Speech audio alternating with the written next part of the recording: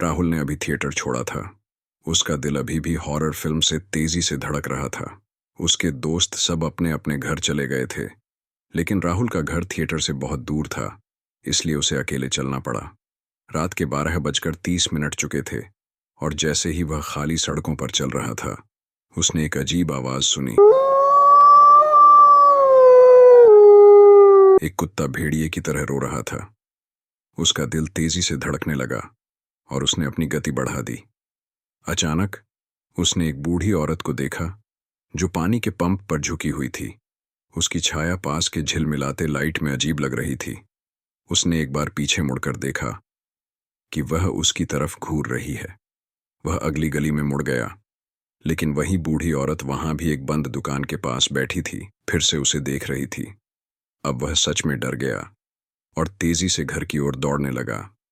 घर पहुंचने पर वह इतना घबरा गया था कि उसने अपने पैरों को धोना भी नहीं किया और सीधे अपने कमरे में चला गया।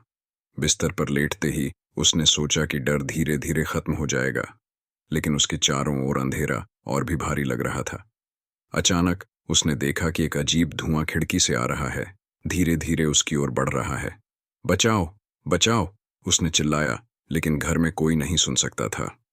धुआं एक काले आकृति में बदल गया जो उसके ऊपर आकर बैठ गया, उसके सीने को दबा रहा था।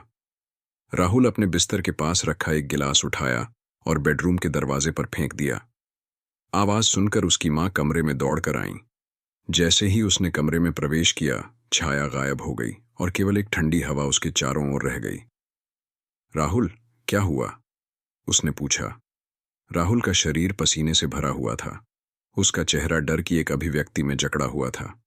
उसके कमरे में साए जीवित लग रहे थे जो उसके चारों ओर घेराव कर रहे थे।